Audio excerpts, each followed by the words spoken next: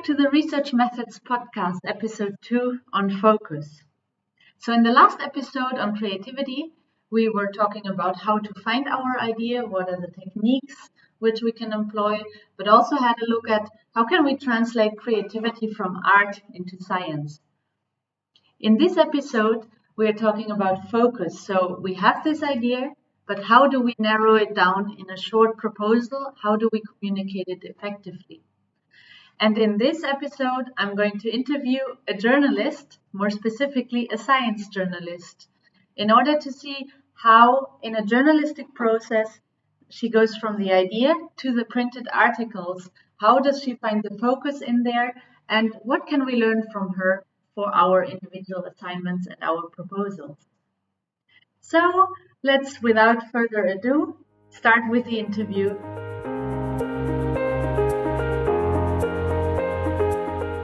Okay, so our special guest for today is Tessa.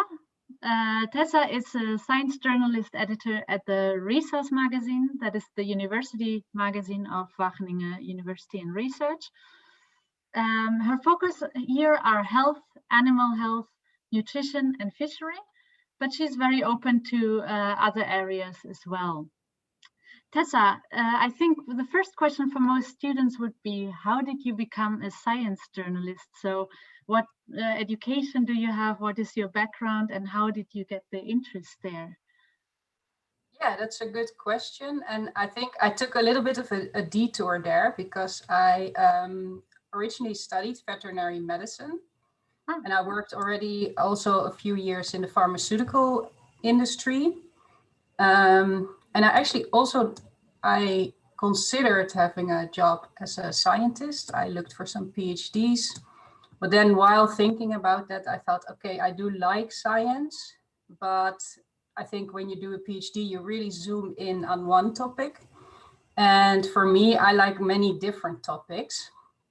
So then I think I started writing actually when I was traveling. I did some blogging and then I discovered, okay, I actually like the writing. I never knew that before. I was always focused on becoming a vet. So then I started out freelancing, which was quite, in the beginning I was very excited because science journalist is like, it's not a protected title or anything. So anybody can say, okay, I'm a science journalist, I make a website, and now you can buy my my articles. So I think in the beginning that was also difficult for me because I suffered a little bit from imposter syndrome.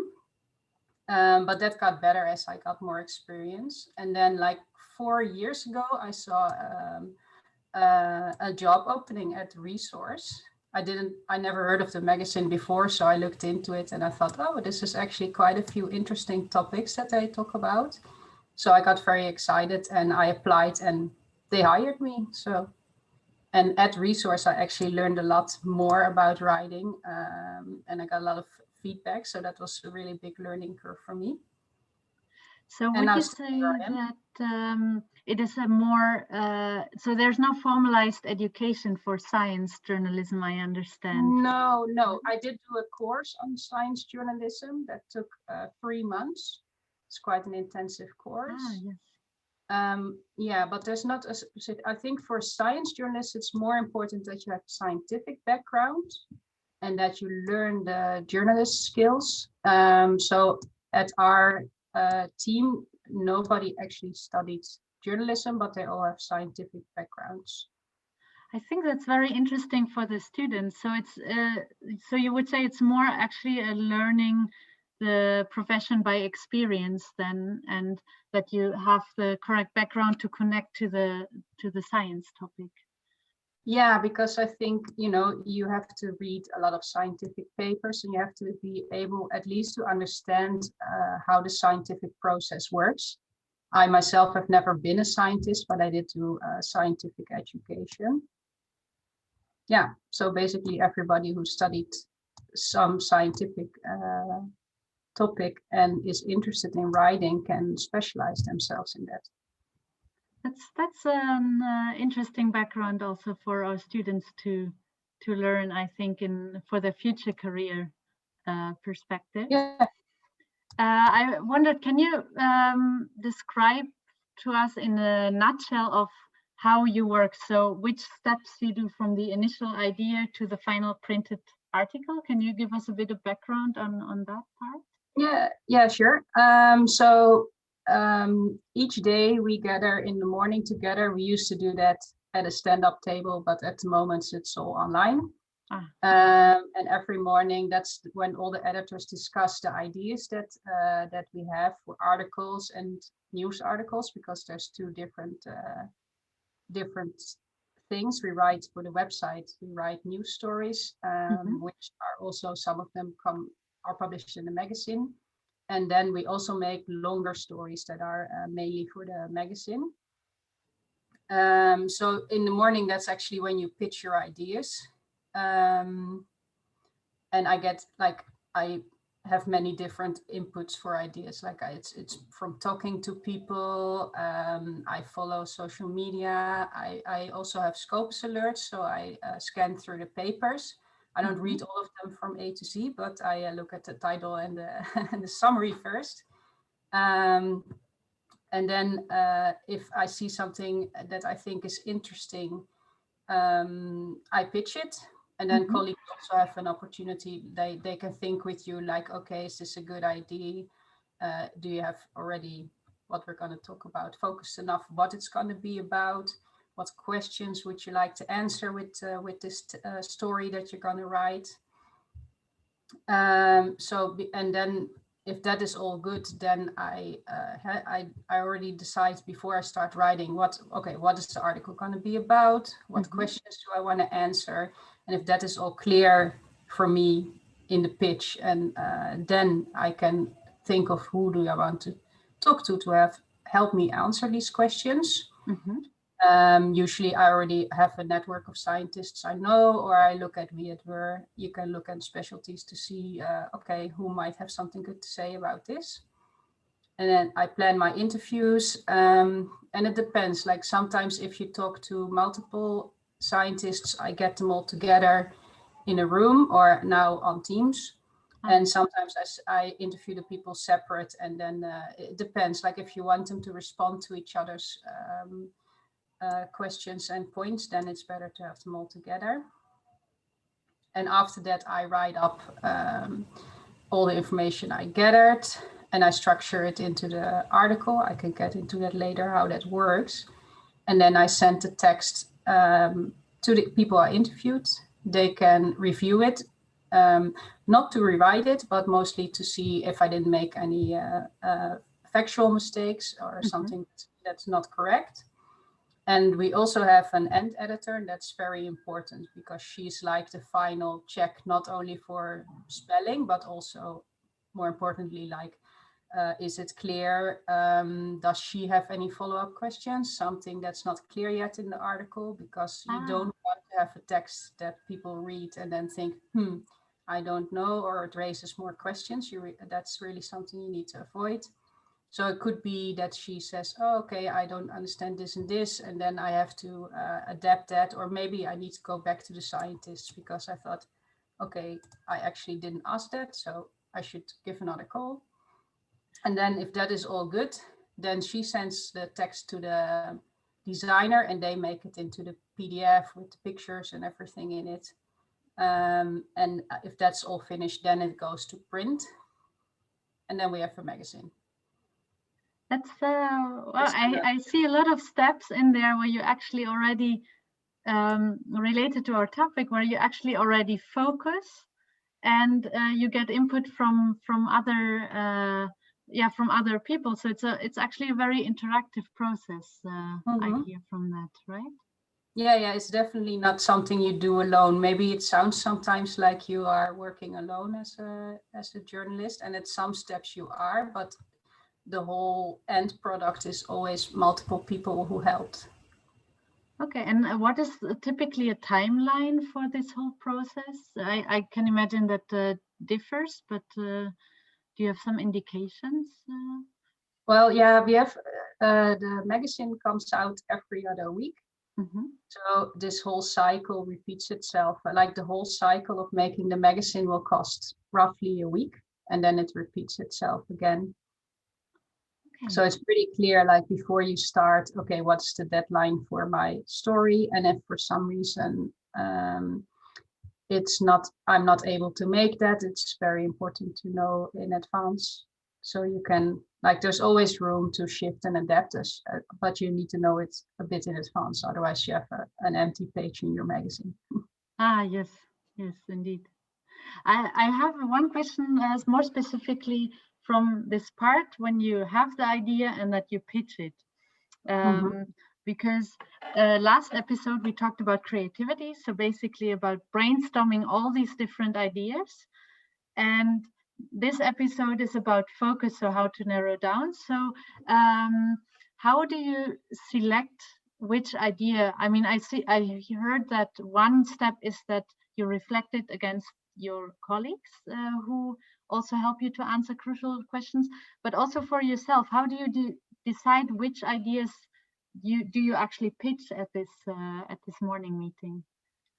Yeah, that is quite difficult. Or I think for me, that especially in the beginning, I struggled with that because I'm somebody who has like tons of ideas, but then I need to narrow them down. So in the beginning, I had a lot of things. What I do is have like a folder on the Google Drive, and every time I might see something on television or read something in the newspaper and think, oh, okay, that would be an interesting topic to do something with, not necessarily knowing yet what. So I save it there and I might come back to it later. I think for me, what helped and what I also learned when I was doing the science journalism course is that there is some questions that you can ask yourself to test whether this could be a good idea for a newspaper. So one of the things you can think about is, okay, I have this idea, but how original is it? You know, have many newspapers written about it, then you can write about it as well. But if people already read about it recently, they might not be interested to read again the same thing. So is it new? Do people know about this? For me, it helps, like, if I first read it, how did I feel? Was I surprised? Was I blown away by this point? Then I think, okay, maybe others have the same thing. So that could be an interesting topic. Another thing that you can think about is, okay, is this a topic that people will feel connected with or emotionally involved with? And I think I write a lot about human nutrition, so that's quite easy because everybody eats and many people have a connection with food, so that they are interested. You can also think, okay, is this idea connected to something that is at the moment heavily discussed in the media, but maybe this is a different angle to look at this problem? That is usually a good thing. Or is it a completely new discovery, or has somebody broken some record? That could be news. So that are some points that you can think about. And as I said before, like then we pitch the idea. So when I'm making a pitch, I usually just write it down for myself to help focus it. I look also at some of these points thinking, okay, why would this be interesting? It doesn't have to be all the points, but if you can check a few of the boxes, then you have a bigger chance that you have a good idea. And I try to think about, and that is also where these points help, like, why should I write about this now and not in 6 months? Because that's usually a question for journalists, like, okay, super cool topic, but why would we want to read it? Because usually needs to be some connection to why people will be interested at the moment. That's actually these questions are very interesting. Also in the light of the scientific proposal, like, is it original? Am I myself passionate about it? Does it fit in the societal context? And why is it relevant to write this project and research on this topic now? I think that is very interesting to connect that indeed for the students to the research proposals also.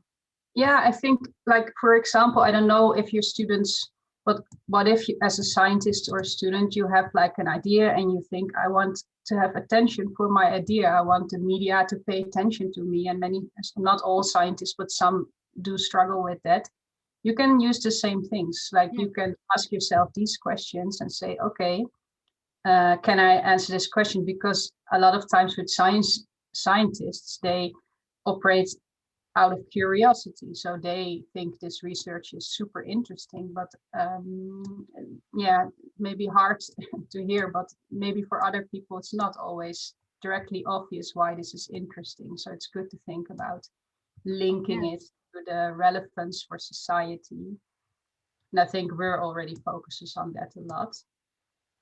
Yes, and I think even with fundamental research, you could, even if you have a topic out of curiosity, I think there's still a motivation behind it, why also this fundamental research could be of interest. And I think it's also good to have this clear for yourself, because then it's also more easy to convey that to others. Yeah.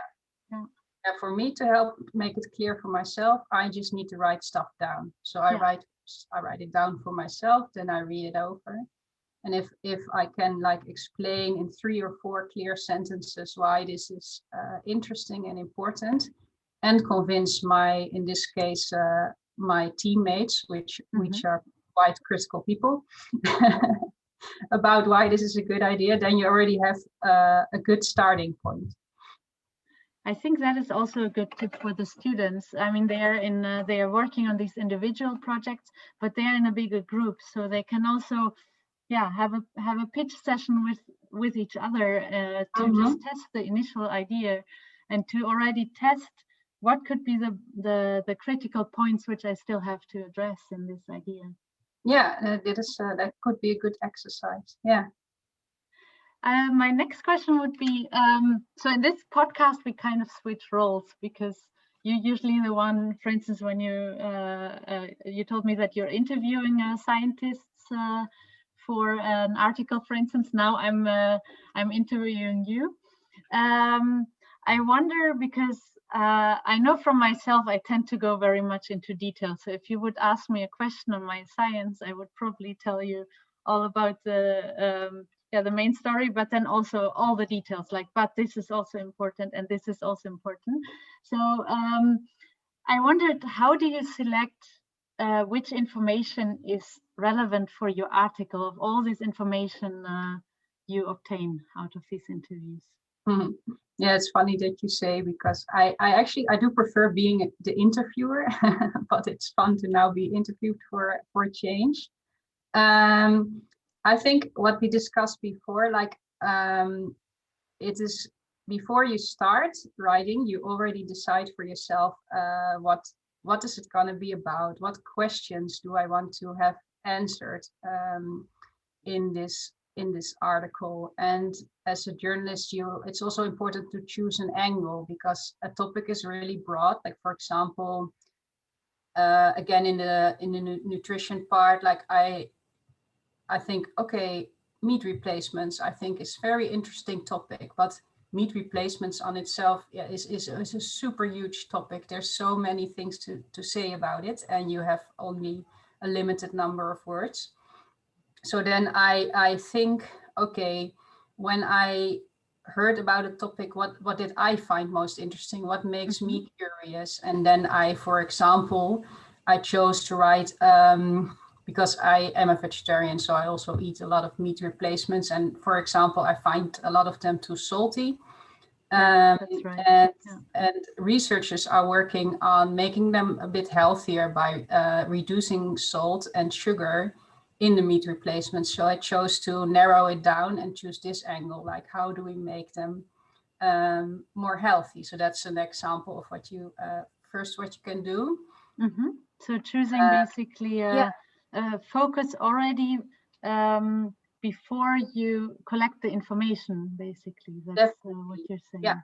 Yeah, definitely. Before I go to an interview, I've already written down, okay, what is the main question that this article needs to answer, and that there's also some sub questions that flow from that. And that also helps me structure my story, but I can say a little bit about that later. And I recognize that what you said, like if you talk to scientists, they are most of them are like super passionate about their work and they love talking about it. And I think that's very great. And it's nice to talk with passionate people.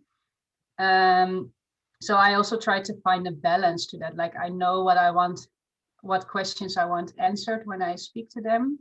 So sometimes when I can then I can already tell, okay, maybe we're going a little bit off topic, so I can bring them back to the question. But also sometimes I want to get a bit out of off topic, not because that's something that maybe not interesting for this article, but I might learn something new and I can use it in a second article. That's why I try to balance that as much as possible. So you're kind of in a process of, on the one hand, narrowing down. On the other hand, you keep still an open mind for new creative ideas, let's say, or new. Okay, that's also very interesting for our students. So when they narrow down, that they can also use additional information they got to write it again. Basically, what you said in the Google document for further. Yeah, put it in the save it for later box. Yeah. Very. That's very interesting. And then, so then at some point, so you asked your questions with already the focus in mind. Okay, these main questions I want to have answered. But then, how do you structure when you come back from the interview? How do you structure your article? How do you find the focus in that part? Yeah, I think that's okay. So before I start with the interview, I've already like made a little document saying like this is the questions I want answered, and so I can type the answers or the information that I got already on that spot. And I think writing for me, like it's never you start and then you start typing and then you end and then your story ends. It's like it's a big chaos of pieces of text when I start out, and that's okay.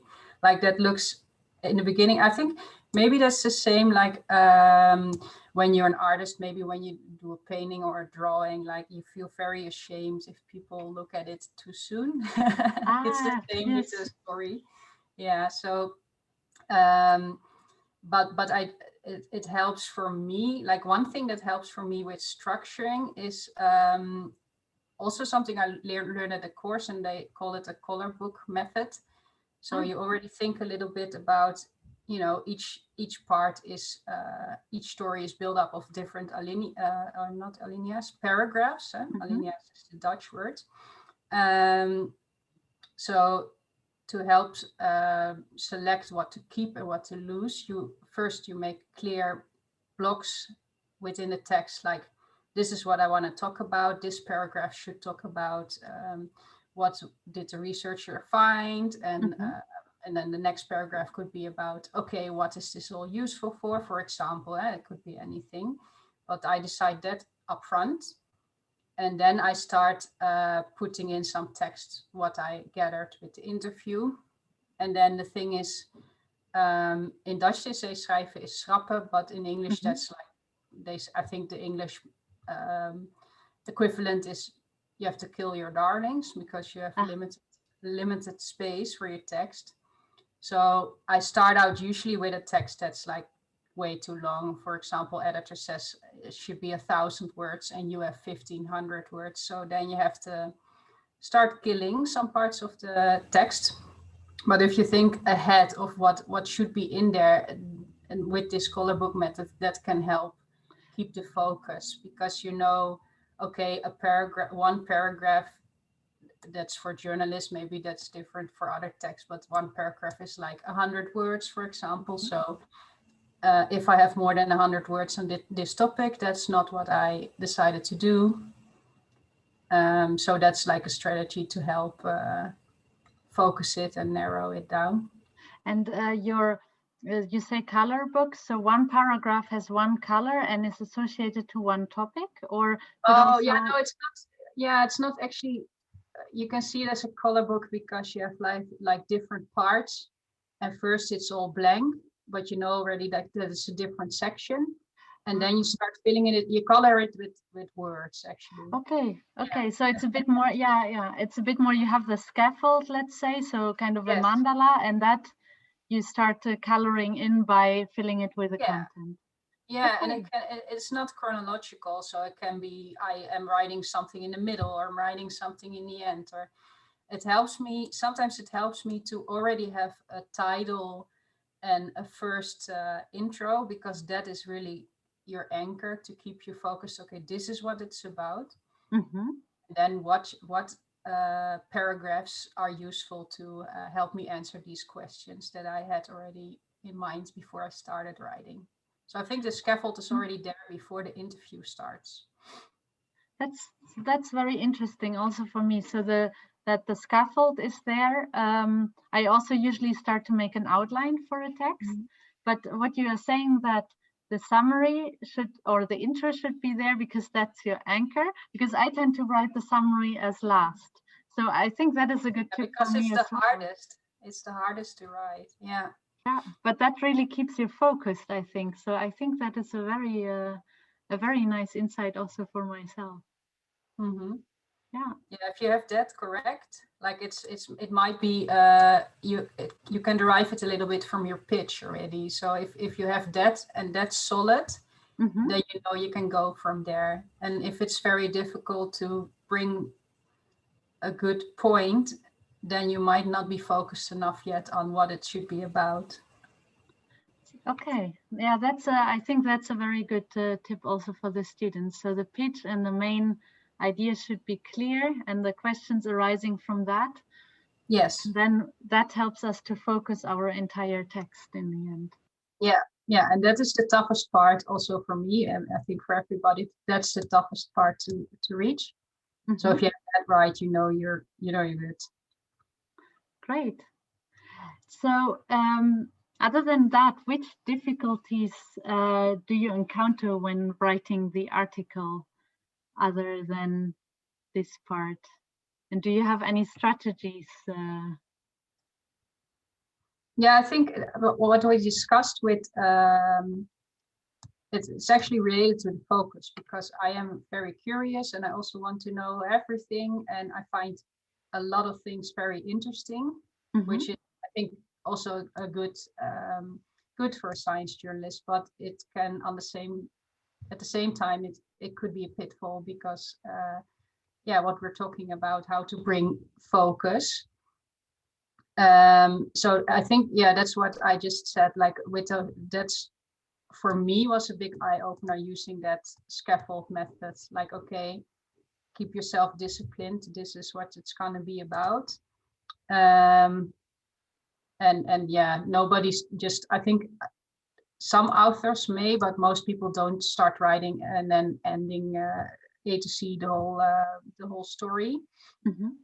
So that's for me was the biggest thing, like getting the structure right and learning how to kill darlings. So even though I find it very interesting, there's no space. What should I lose? And then if you have the scaffold already, and these topics I discuss, but I have only so many words per question that I want to answer, then I can easily see, okay, this paragraph is too long. I talk too much about this topic. Lose some of it. Yes. Yeah, that's really very relevant. Also, for the students, the page limit is 2 pages.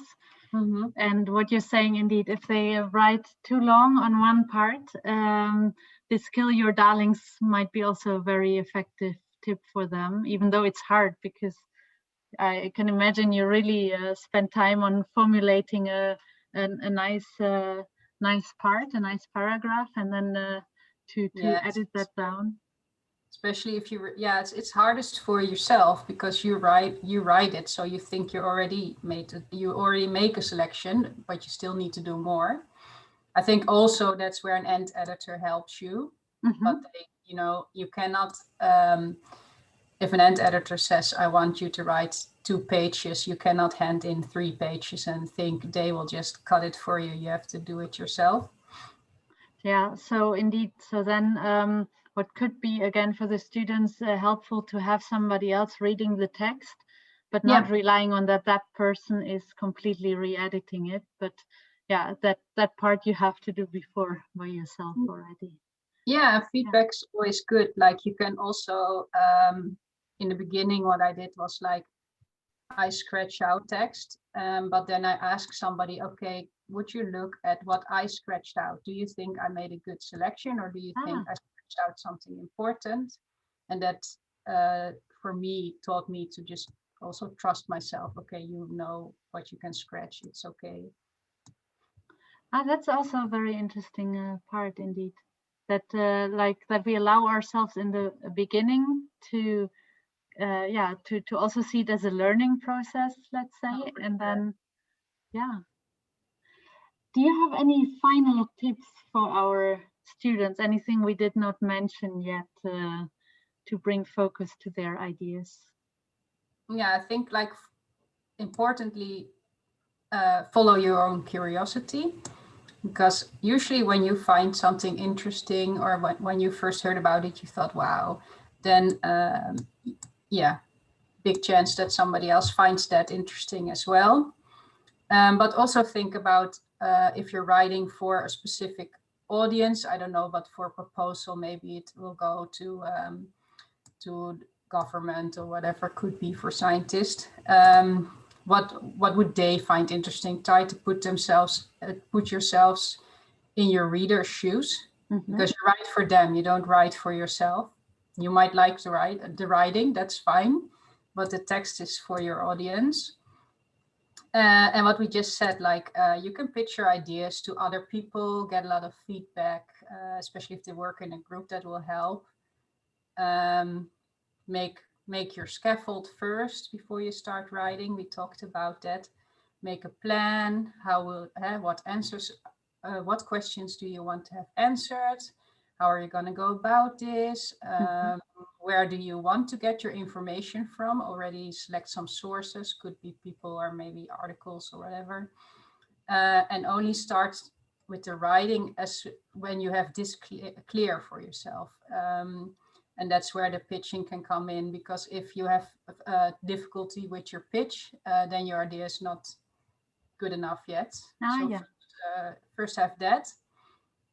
And don't be afraid to suck sometimes, because and it takes practice. So it's better to start with a bad version of your idea than to not share your idea at all, because then you won't improve on it. Yeah, and we learn more from mistakes than we learn from the part where we already succeed, indeed. Yeah, but it can be scary, like also with writing or with any creative process. It can be very personal for you, so it is also hard to share and hear what other people think about it, but in the end, it makes you better. And for me, sometimes with writing, it just helps to just sit down and start and say, okay, I'll work for an hour. There's no clear goal, just work for an hour and see where you get, and then structure.